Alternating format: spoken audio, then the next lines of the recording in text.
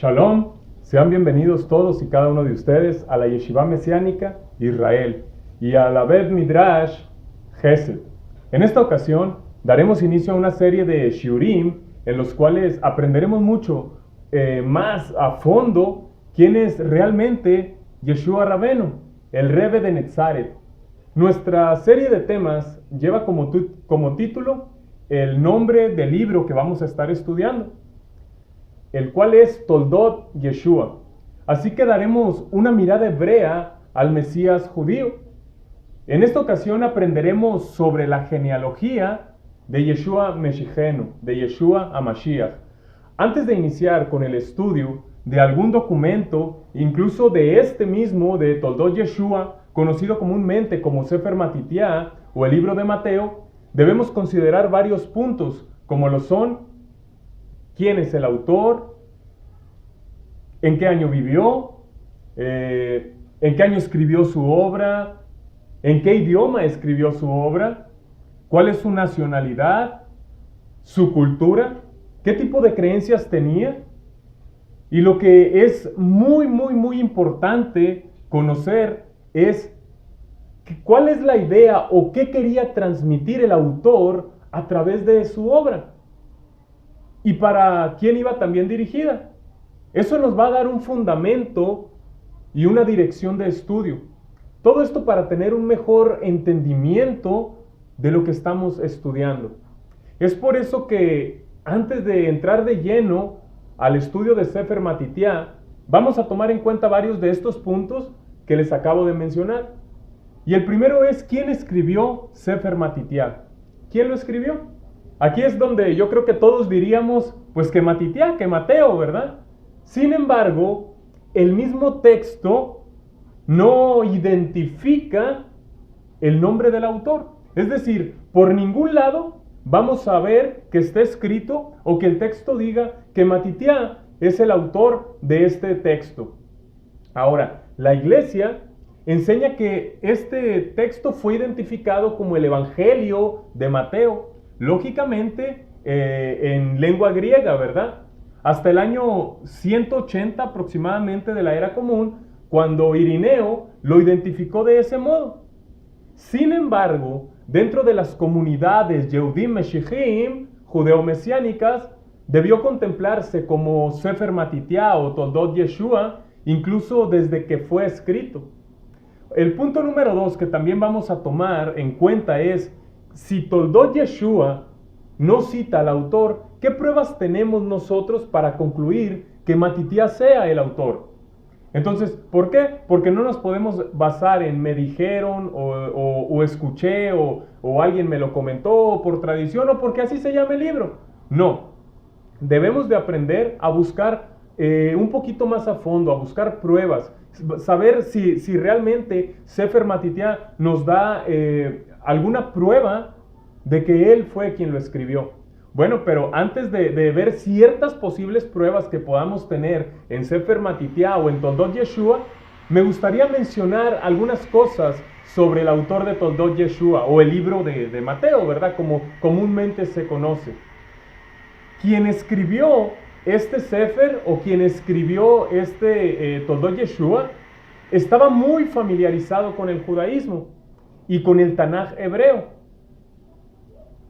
Él conocía las profecías del judaísmo que tenía que cumplir el Mashiach y vio cómo cada una de esas profecías se fueron cumpliendo a lo largo del servicio de Yeshua Rabenu. El autor de Sefer Matitiá o de Toldot Yeshua también expone ciertas cuestiones halágicas que no se encuentran en las otras Besorot, conocidos como evangelios. Este escrito de Toldot Yeshua es probablemente el escrito o la Besorá más judía de las 4 Besorot. Y en su contexto vemos a un Mesías judío hablando para judíos y de una manera judía, con una sabiduría meramente judía. Internamente, es decir, dentro del Sefer, tenemos algunas pruebas básicas que colocarían a Matitiá como el posible autor. Y una de ellas la encontramos en Matitiá, es decir, en Mateo 9:9, cuando dice: pasando de allí más adelante, Yeshua vio a un hombre llamado Matitiá sentado en el lugar de los tributos públicos y le dijo: sígueme. Y él se levantó y lo siguió. Aquí vemos a uno de sus Talmidim Rishonim, de sus primeros discípulos, siendo llamado por el Rebbe, por Yeshua Rabenu, nuestro maestro. A este Talmid, a este discípulo, también se le conoce con el nombre de Leví. Y eso lo encontramos en Meir, en Marcos 2:14. Y ahí dice: al pasar, vio a Leví, hijo de Alfai, sentado en el lugar de los tributos públicos, y le dijo: sígueme. Él se levantó y lo siguió. Bueno, aun cuando a este Talmid, a este discípulo, se le nombra con dos nombres distintos, no queda duda de que sea la misma persona. Entonces, debido a su trabajo, podemos entender por lógica que Matitiá tenía conocimientos financieros. Y estos datos financieros o comentarios financieros solamente los encontramos plasmados en Toldot Yeshua, a diferencia de los demás evangelios, ¿verdad? Como comúnmente se conoce. Por ejemplo, en Matitiá 17, del 24 al 27, si no me equivoco, está citado o está escrito cuando se le pregunta a Shimon Kefá que si Rabenu, nuestro maestro, pagaba impuestos. Por lo que se concluye que el autor de Sefer Matitiá o de Toldot Yeshua es este Talmid, ¿verdad? Es Matitiá. Además, también históricamente tenemos los comentarios o ¿cómo se puede llamar? Los testimonios de los llamados padres de la iglesia, como lo son Irineo, Eusebio, Papías, entre algunos otros, ¿verdad? Ellos citan a Matitiá como el autor de esta obra. Ahora, aclaro que los Yehudim Meshijim no tenemos nada que ver ni con la iglesia, ni con sus primeros padres, ni con sus doctrinas o teologías. Solamente cité a estas personas de una manera histórica, ¿verdad? Otro punto que tenemos que tomar muy en cuenta es ¿cuándo fue escrito Toldot Yeshua o Sefer Matitiá? Bueno, aunque la fecha es imprecisa, se cree que pudo haber sido alrededor de la década de los 60. Algunas personas dicen que fue en la década de los 50, otros incluso se atreven, por llamarlo de alguna manera, a decir que Matitiá lo escribió en el año 54. Sin embargo, la idea que se ha generalizado es de que fue escrito en la década de los 60, de la era común, lógicamente. Y una cosa que es también muy, pero muy importante para poder entender el contexto o la ideología que quiso plasmar el autor, la encontramos conociendo en qué idioma se escribió. Generalmente se ha creído que los Talmidim Rishonim, que los primeros discípulos, escribieron tanto las Besorot, lo que se ha conocido como evangelios, que ya les comentaba, así como las correspondencias o cartas en el lenguaje griego, ya que dicen ellos, ¿verdad? Aquellos que dicen que todo fue escrito en griego, ellos dicen de que el hebreo se había dejado de hablar y que el griego era el idioma popular entre los Yehudim del primer siglo, entre los judíos del primer siglo. Ahora, haciendo una objeción a esto, tenemos pruebas bíblicas, literarias e históricas que nos muestran que el hebreo seguía en función en este tiempo. Ejemplo de ello son algunas pruebas bíblicas de que el hebreo no había desaparecido, y las vamos a ver en este mismo momento. Por ejemplo, una de ellas es Yohanan 19:20. Ahí él cita: muchos de los Yehudim, de los judíos, leyeron este letrero: porque el lugar donde clavaron a Yeshua en el madero estaba cerca de la ciudad. Y el letrero estaba escrito en hebreo, en latín y en griego. Aquí, independientemente de que el letrero también estuviera escrito en latín y en griego, vemos que había una escritura en hebreo. Había una escritura en hebreo, lo cual nos dice que el idioma estaba presente. Si lógicamente, si estaba ahí escrito en hebreo, es porque alguien lo iba a leer en hebreo. También vemos otra prueba en Maseh Shluchim, en Hechos de los Emisarios 21:40.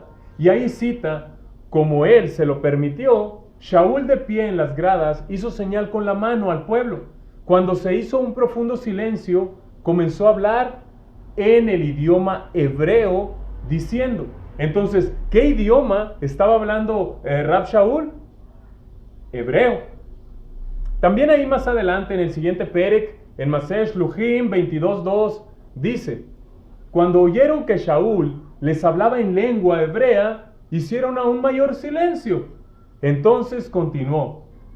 ¿Por qué hicieron mayor silencio? Porque estaba hablando en su propia lengua.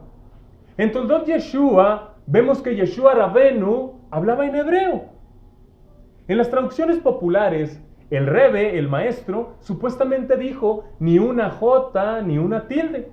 Ahora, en forma de pregunta, ¿realmente él dijo estas palabras? La respuesta es no. Y aquí podríamos preguntar, ¿y por qué no? Bueno, pues sencillamente porque él no hablaba español. Y además, la letra J vino a existir hasta el siglo XV, hace aproximadamente unos 500 años. Entonces, ¿de qué estaba hablando el Rebbe, el maestro? ¿De qué es lo que él estaba hablando? Él estaba hablando de la Torá, comúnmente conocida como la ley de Moisés. Ahora, ¿en qué idioma fue escrita la Torá? En hebreo. Por lo tanto, no había jotas. Lo que probablemente él dijo fue que ni una yod ni una nekudá pasará de la Torá hasta que todo se haya cumplido. Es bien sabido, lógicamente, por algunos que conocen un poco más acerca del alefato o del idioma hebreo, que la yod es la letra más pequeñita del alefato, ¿verdad? Hebreo, lógicamente, del alefato hebreo, o de lo que se conoce como el vocabulario, no, bueno, se me fue la palabra, el abecedario hebreo, para que se pueda entender, ¿verdad? Entonces, y la nekudá es un punto, un pequeño punto. Aquí la idea general, o la idea que Rabenu Yeshua quería proporcionarnos, quería enseñarnos, es que ni en su tiempo, ni después de su tiempo, después de él, la Torá iba a pasar. Nunca, nunca. Eso es lo que él quería enseñarnos. Que la Torá no pasaría y ni siquiera un pequeño puntito pasaría de ella, después de él. En Maseh Shluchim, en Hechos 26:14, dice: después de caer todos nosotros a tierra, oí una voz que me decía en lengua hebrea: Shaul, Shaul, ¿por qué me persigues? Dura cosa te es dar patadas contra el aguijón. El escritor de Maseh Shluchim, de los Hechos de los Emisarios, nos relata que Yeshua Rabenu estaba llamando a Rab Shaul, conocido como Pablo, ¿verdad? Y según el contexto, eso hubiera sido suficiente para plasmar la idea de su llamado. Sin embargo, añade que lo llamó en lengua hebrea. ¿Para qué? Ahora, aunado a esto, existen pruebas literarias e históricas ricas en información respecto al hebreo en el primer siglo, las cuales van desde Flavio Josefo hasta los llamados padres de la iglesia, los cuales ya mencioné hace un momento, ¿verdad? Con esto podemos concluir que tanto el Rebbe, el maestro, como sus talmidim, sus discípulos, así como el pueblo del primer siglo, hablaba y entendía la lengua hebrea. Después de toda esta explicación, no podemos pasar por alto que muy probablemente también el arameo era de igual manera una lengua utilizada en Israel en el primer siglo. ¿Por qué? Porque existen documentos contemporáneos a la Besorá de Matitiá o a Toldot Yeshua escritos en arameo, ¿verdad? Y no vamos a debatir este punto. Lo único que vamos a decir o con lo que vamos a concluir es que ambos idiomas tenían su propio uso en el primer siglo. Ahora sí, vamos a hablar acerca de la genealogía de Yeshua Rabenu, la cual encontramos en Toldot Yeshua del Perek 1, Pasuk 1 al 17. Y he venido comentando esta palabra, Toldot Yeshua, Toldot Yeshua. ¿Qué significa Toldot Yeshua? Bueno, esta palabra se puede traducir de varias maneras, como historia, generaciones e incluso orígenes, entre algunas otras definiciones, y por lo tanto el título de nuestro estudio, así como de el Sefer que estamos estudiando, es la historia de Yeshua, Toldot Yeshua, la historia de Yeshua Meshijenu, nuestro Mesías.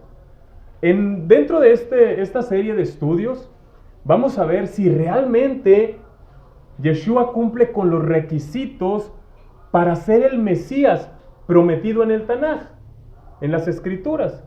Intentaremos profundizar en sus enseñanzas, en su emunaj, en su fe, en su ministerio, en su muerte y en su resurrección.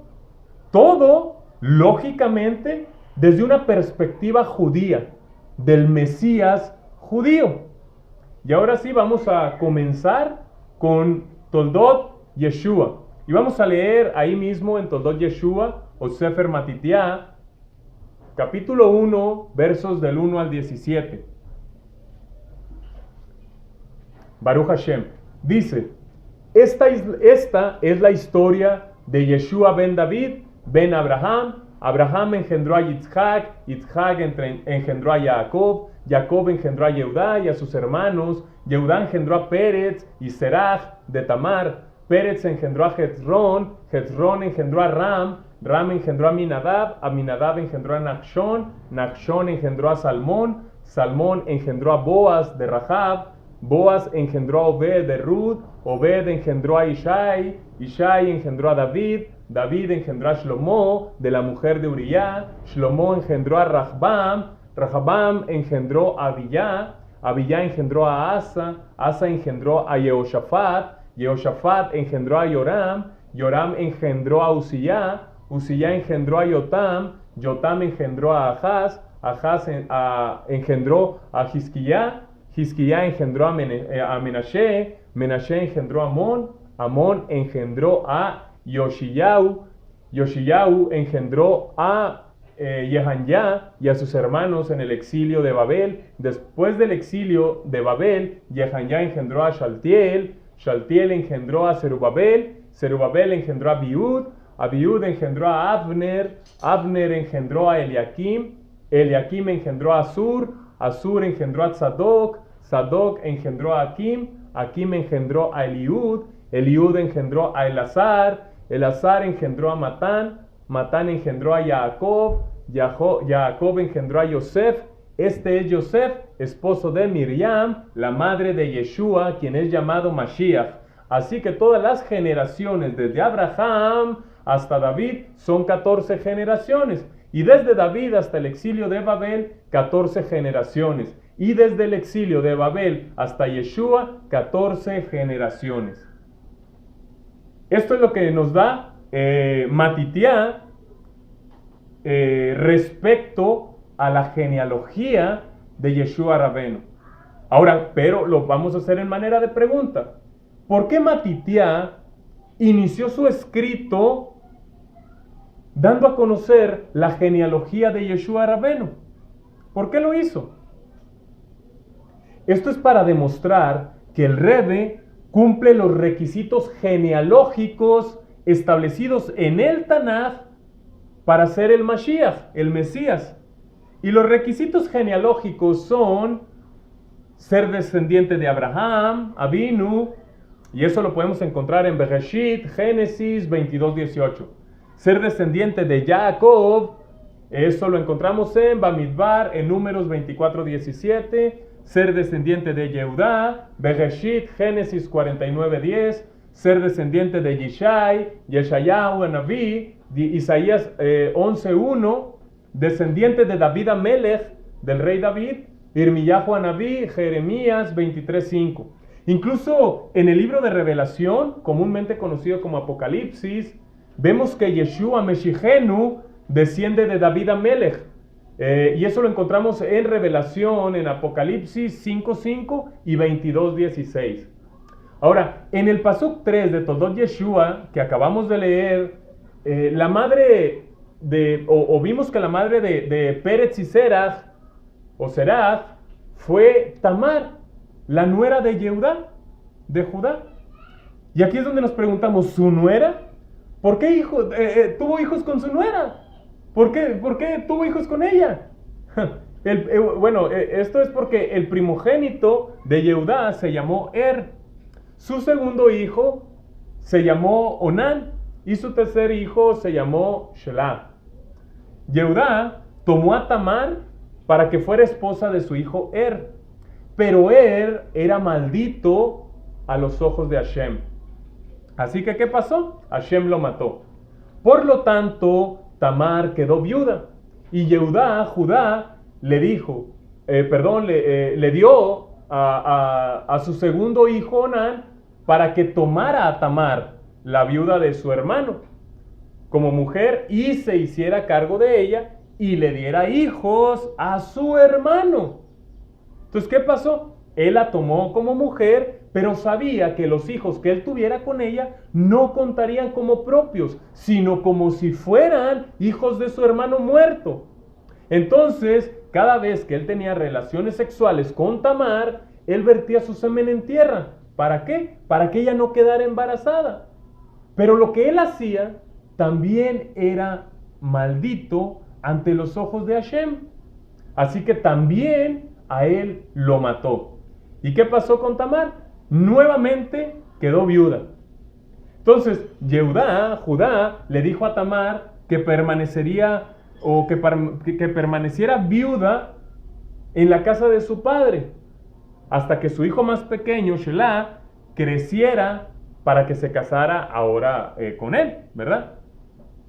Bueno, pasa el tiempo, Shelah creció, pero Judá no cumplía con lo que le prometió a Tamar, de darla como mujer a su hijo Shelah. En una ocasión, después de la muerte de la esposa de Judá, él salió para trasquilar a sus ovejas. Y Tamar, ¿qué fue lo que hizo? Bueno, ella se hizo pasar por una ramera y se cubrió el rostro, ¿verdad? Ahí lo dice que ella se cubrió el rostro y Judá no la pudo reconocer, no vio que era su nuera. ¿Y qué pasó? Se llegó a ella. Y de esta relación es que nacieron Pérez y Serach. Judá nunca más volvió a estar con su nuera, ¿verdad? Ahora, también en el Pasuk 5 encontramos a una mujer llamada Rahab. ¿Quién fue esta mujer, Rahab? Ella fue la ramera que estaba en Jericó, la ciudad que tenía grandes muros y que Akadosh Baruj Hu derribó con el fuerte sonido del shofar. Hashem perdonó la vida a Rahab por haber ocultado y ayudado a los espías israelitas. También encontramos ahí mismo, en ese mismo pasuk, a Ruth la Moabita, la que era nuera de Noemí. Después de que su esposo, es decir, después de que el esposo de Ruth murió, después de que el esposo de Ruth murió, Naomi, su suegra, le decía que se fuera de regreso a su casa. Pero ella no quiso y se quedó con ella y le dijo: no me presiones para que te deje y deje de seguirte, porque donde quiera que tú vayas, yo iré. Donde quiera que te quedes, yo me quedaré. tu pueblo será mi pueblo y tu Elohim será mi Elohim. Luego se casó con Boaz y de ahí nació Obed. En el Pasuk 6 encontramos que la madre de Shlomo Amelech, el rey Salomón, fue Bat-sheba, la que se ha conocido como Betsabé. Ella fue esposa de un hombre llamado Urías. David Amelech, el rey David, se enamoró de Bat-sheba y la tomó por mujer, siendo que era mujer de Urías. Y aprovechando que Urías estaba en la guerra, él la tomó y la embarazó. Ahora, para encubrir todo esto, estos malos actos que David Amelech había hecho, ¿qué fue lo que hizo? Bueno, él mandó traer de la guerra a Urías para que estuviera con su esposa y nadie sospechara de que el hijo que iba o que estaba esperando ella era de David Amelech. Pero David Amelech no contaba con la fidelidad de su soldado, el cual no quiso ir a su casa, no quiso ir a quedarse a dormir allá, mientras que el pueblo estaba combatiendo en guerra. David ordenó que pusieran a Urías al frente de la guerra para que lo mataran. Y así pasó. Pero el Eterno, bendito sea, Akadosh Baruj Hu, aborreció lo que David Amelech hizo y lo reprendió duramente por medio del profeta Natán. Y esto lo encontramos en Shmuel Bet, segundo de Samuel, capítulo 12, Pasukim del 1 al 10. Y ahí dice: Hashem envió a Natán, el profeta, a David. Él vino y le dijo: en cierta ciudad había dos hombres, uno rico y el otro pobre. El rico tenía vastos rebaños y manadas, pero el hombre pobre no tenía nada, excepto por una pequeña e insignificante oveja, la cual él compró y crió. Ella había crecido con él y sus hijos comían de su pan, bebía de su copa, se recostaba sobre su pecho, era como una hija para él.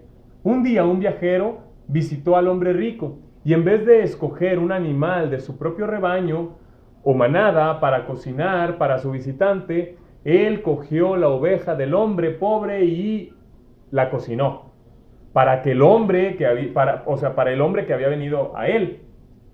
David estaba conmovido con furia contra el hombre y dijo a Natán: ¿cómo vive Hashem? El hombre que hizo esto por seguro morirá, porque no ha perdonado. Él tiene que restaurar la oveja 7 veces, porque no tuvo misericordia. Natán dijo a David: tú eres el hombre que ha hecho esto. Aquí está lo que Hashem, Elohim de Israel, dice: yo te ungí rey sobre Israel, yo te rescaté de la mano de Shaul, yo te di la casa de tu amo y las esposas de tu amo en tu seno, yo te di la casa de Israel y la casa de Yehudá. Y si eso fuera poco, yo te hubiera añadido mucho más.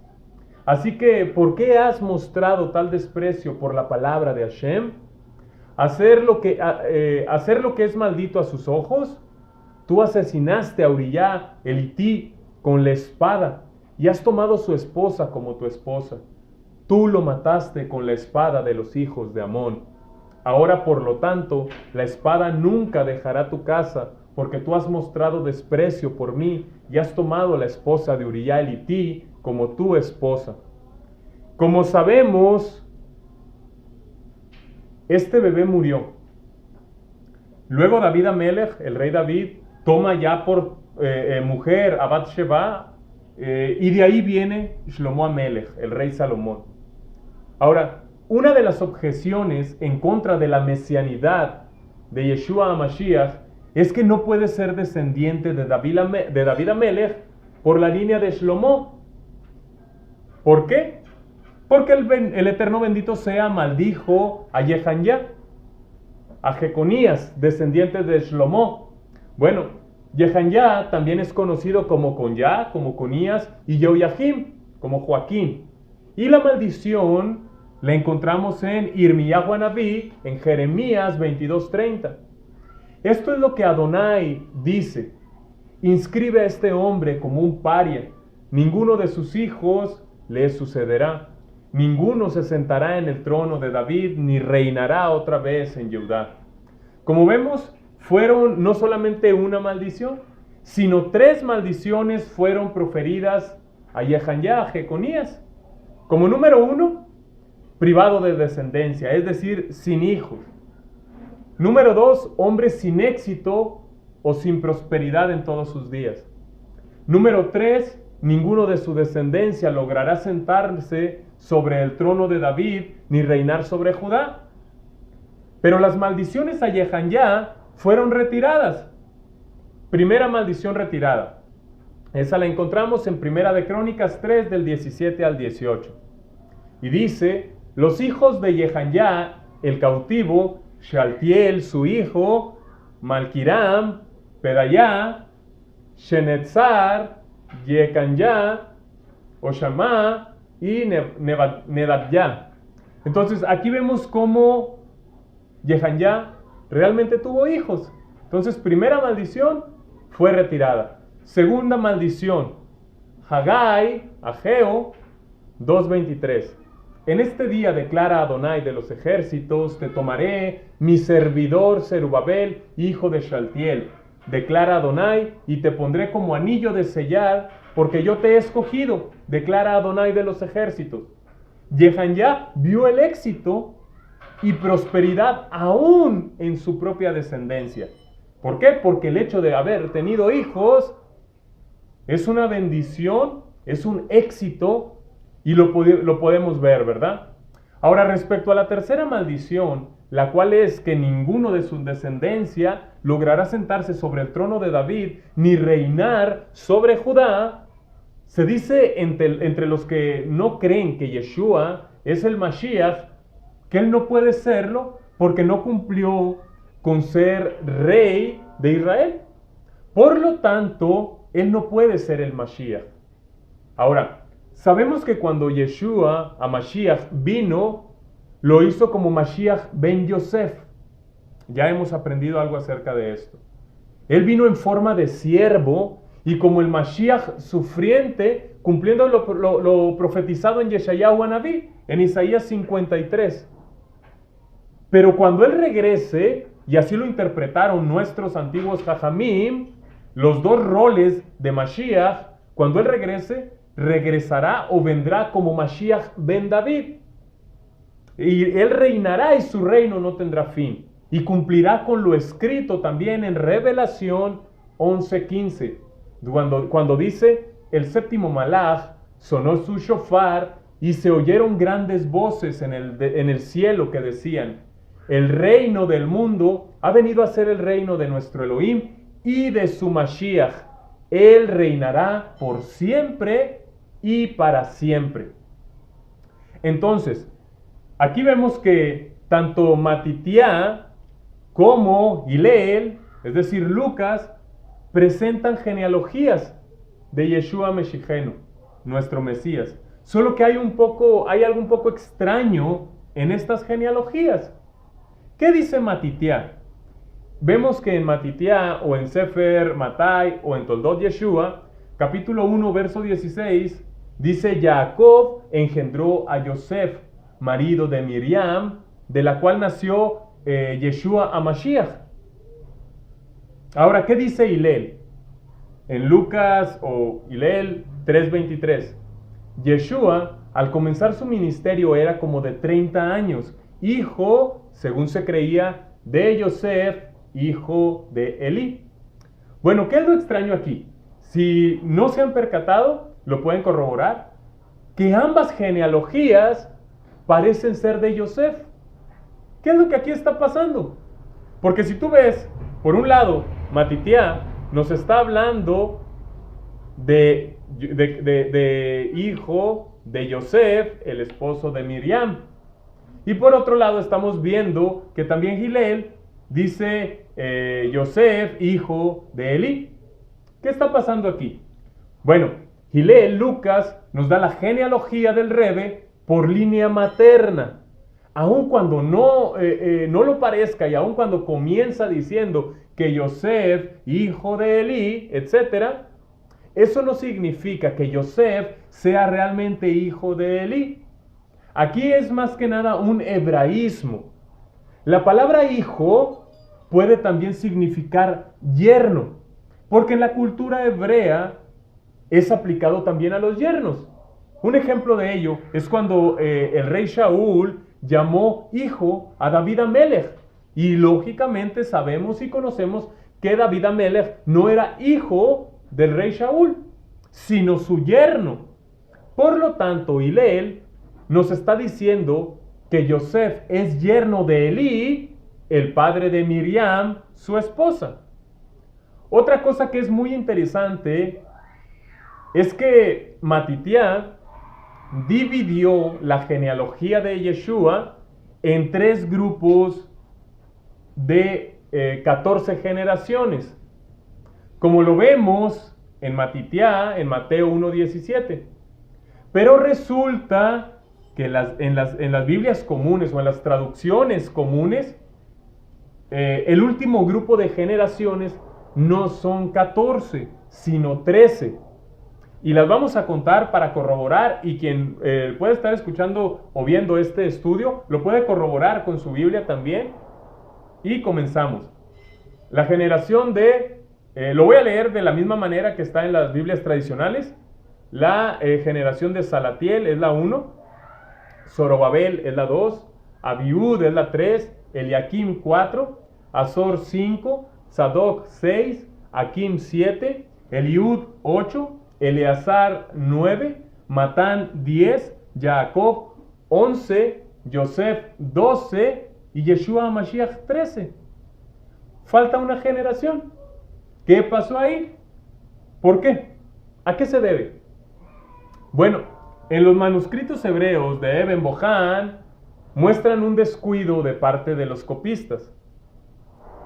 Porque algunos de los manuscritos hebreos pasan de Abiud a Akim, omitiendo a Eliakim, Azor y Sadoc.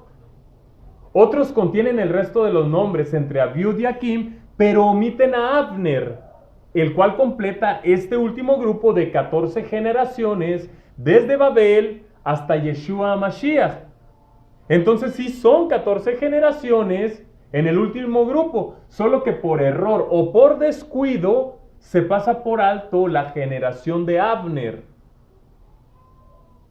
Que muchas personas no ven mucha información, no le toman mucho en cuenta a la genealogía de Yeshua Rabenu. Se les hace pesado, se les hace difícil, se les hace sin importancia. Sin embargo, es algo muy importante conocer la genealogía del Rebbe. Después de la destrucción del Beit HaMikdash, se perdieron totalmente las raíces de cada Yehudí. Y hoy por hoy, ¿cómo podríamos identificar al Mashiach si no existen registros ni pruebas fieles y contundentes de que alguien sea descendiente de David Amelech? Sí, se ha dicho que cierto Rebbe, por ejemplo el Rebbe de Lubavitch, era